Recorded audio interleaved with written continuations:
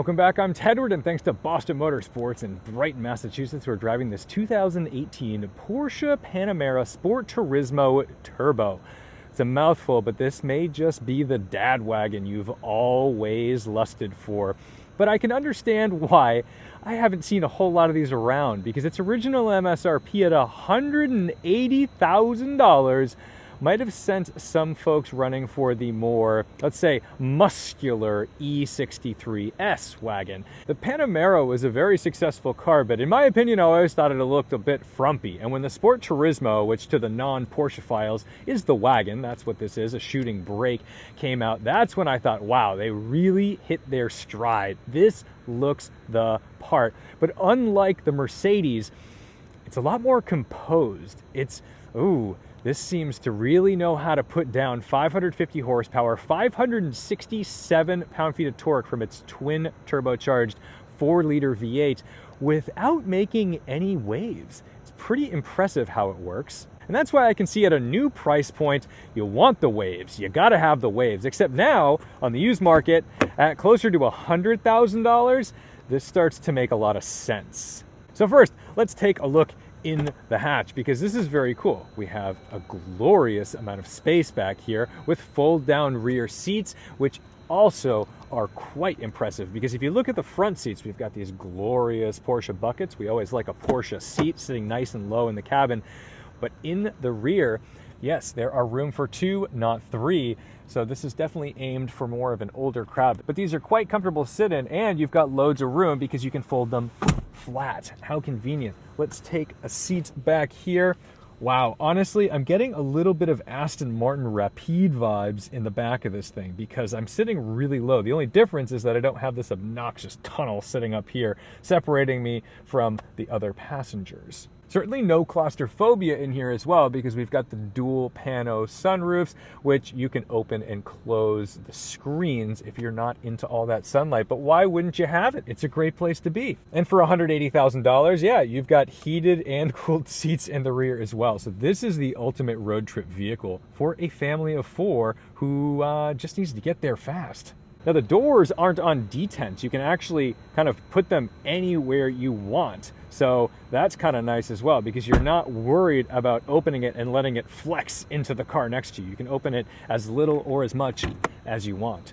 Under the hood, yes, we've got some cool stuff up here because we love a Porsche V8. And up here, like I said, we've got this 4-liter twin turbo that just does the job. It does it with no fuss, and it sounds really good. Although I will say that the Panamera GTS with the naturally aspirated V8, that might be my favorite exhaust note that Porsche makes outside of a flat 6. Up front, we have a 275 section tire. In the rear, 315. 315. That is a lot of rubber. We've got the steel brakes, and the keen eye may notice we're on snow tires today. So maybe a little early in the season for those, but that's fine. We'll make do, and maybe they'll be barking for a little bit of drama in the corners. But let's close it up and just acknowledge how cool this car is, how lucky we are that it exists, and let's take it for a ride. You sit in this seat, you are so low. This is one of the few cars, Porsche is one of the few brands that when I get in, I actually have to raise the seat up a little bit. I always try to get as low in the car as possible. My M3, I just can't get low enough. In Porsche land, it feels like you're below the car. It's incredible. I feel like a little old lady trying to see over the dashboard. Let's start it up. I've got my key fob, which doesn't need to go anywhere. We've got our perma key here. Jumps to life with a bark. That's in its normal mode. We can go Sport and Sport Plus, which raise the idle a little bit so it's ready, and at the same time it's lowering the car on a 4-corner self-leveling suspension. Let's see if we can put it in neutral.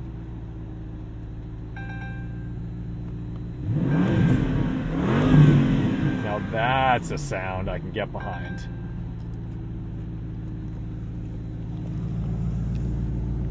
Listen to this from the back of the car.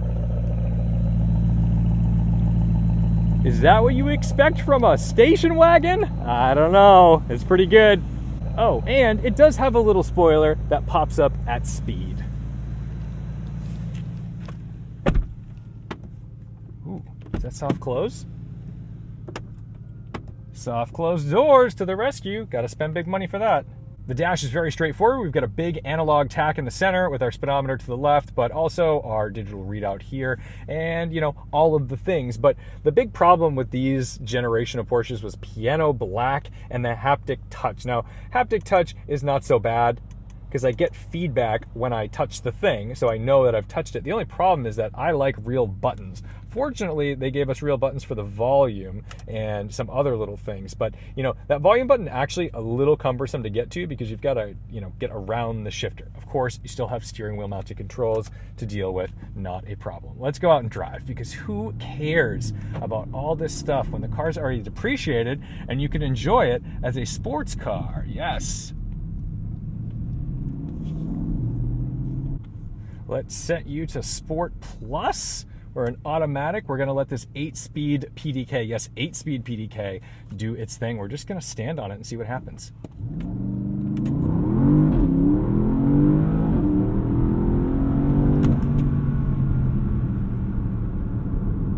That's a fast wagon. It's so composed. There's almost no squat. It does a good job of stiffening up that rear suspension.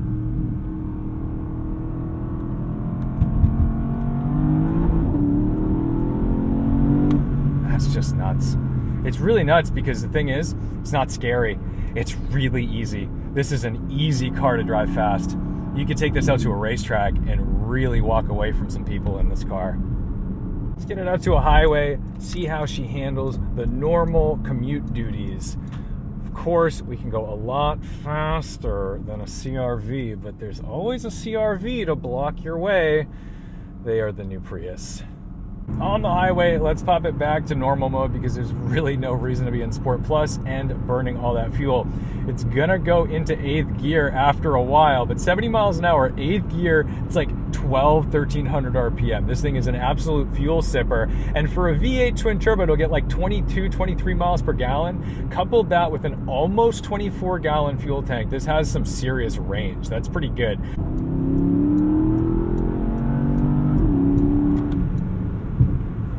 Watch the way you can just integrate into traffic in this car.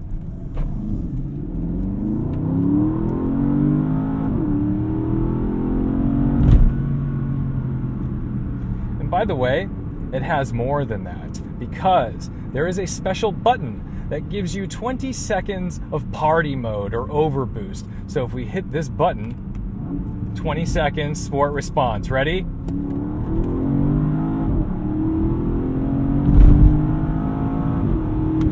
Just so cool. So cool. Look at this. It's so ready. I'm not doing that. It's doing that. We'll go back to normal mode and cruise. Because, you know, that's kind of the beauty of this. This is like a rich man's daily driver. This is what I would love to be daily driving because I get better fuel economy than my M3. It's faster than my M3. It's probably more capable than my M3 in a corner.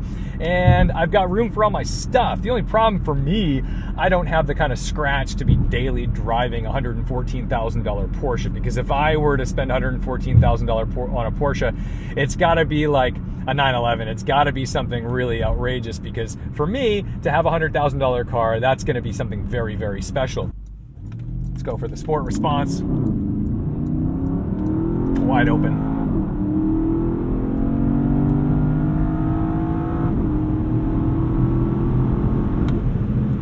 I mean, there's no end to its composure. There's not a moment where I feel like the rear end is over boosted. There's not too much torque. Look at this. We gotta knock it down. You're nuts. You're nuts, kid. It senses how you're driving and then it just adapts and it eggs you on. No. Easy, bud. Easy. But if you're susceptible to, let's say, encouragement from others, maybe don't put it in sport mode. Maybe just like let it be. But anyway, it's amazing how composed this thing is, because you can just plant it. You can just put your foot in it. Now, obviously not the same realm, but on the same on-ramp, I get a little nervous in, let's say, a GT2 RS, like really planting my foot in it, because it feels like, ooh, things are gonna get a little squirrely. No, even on snow tires, this thing just boogies. Let's take it out to some back roads, see how she handles some bumps of the New England pavement. You know, not the greatest roads out here. Got a little bit of a bump coming up here. Everything's just so tame, calm. Ready? There it is. Handles everything. This is the grocery getter. It gets your kids to school. It gets you to work faster than everybody else. You'll always be early, that's for sure. If you're late, that's your own fault. Man, oh man. This is a lot of car. And it's a lot of car for the money. I mean, look, I'm not, like, by no means am I saying like $114,000, $115,000 on a station wagon is like an affordable, cheap thing to do. But the reality is this was nearly $200,000 when it was new. And on the used market, especially in a pretty strong used market right now, that's good depreciation for somebody who's looking for a good time or just wants the thing that does it all. You know, that's what I look at the Lusso for, you know, at a $200,000 to $250,000 price range. That's a Ferrari for somebody who can't have two cars or, you know, needs one car to do all things. And maybe you're not into the Italians. Maybe you don't have $250,000 to drop in a Lusso. This kind of does the same thing at a much lower price point and adds more practicality in a more cost-effective way as well, because you're also not burning like 13 miles per gallon like you do in a V12. We're gonna hit it.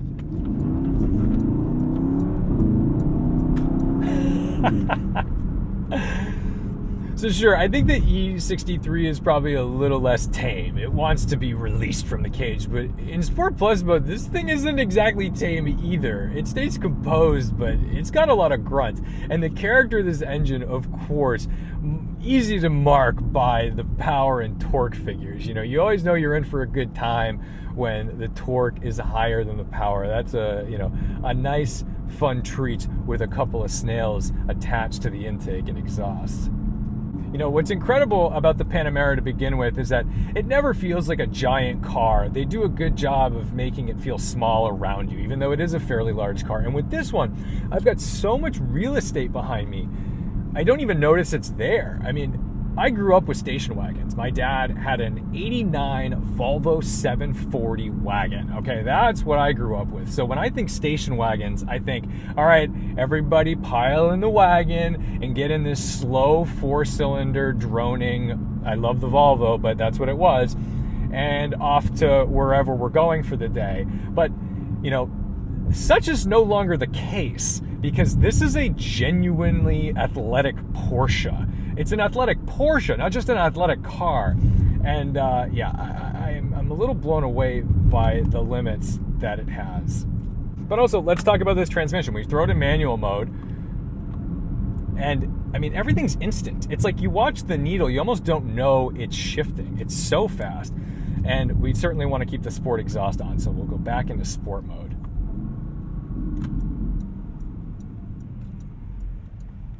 Watch, we'll integrate into traffic like nothing. Traction control giving us the tiniest little hiccup in power delivery, but sorts itself out quickly, and we're off.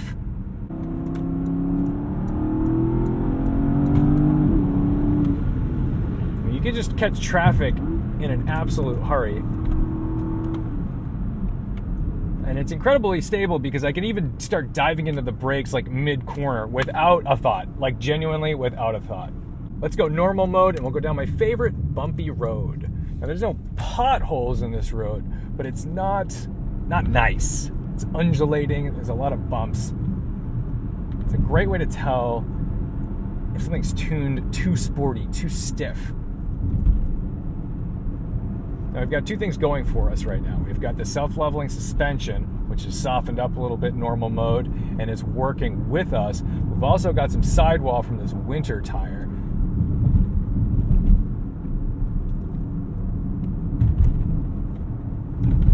And you could just, I mean, honestly, this is a rally car. I feel like you could hammer down some serious dirt roads in this thing and just hang the tail and rip. What a treat.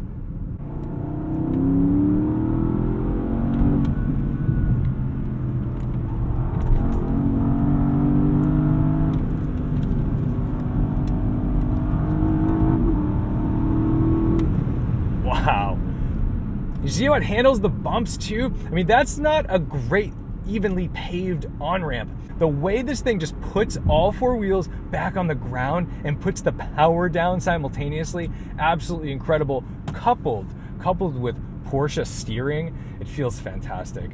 What a car, what a precision driving tool. Man, I hope to own one of these someday if I've got to ferry kids around, because to everybody else it looks like a station wagon. To me, this is just a track toy with storage.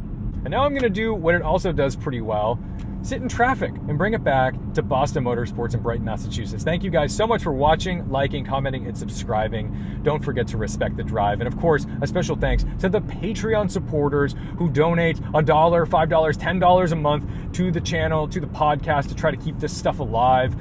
It means a lot to have like even small financial support just to put fuel in some of these things and keep bringing you guys killer reviews. Back to normal mode, and I'll see you in the next one.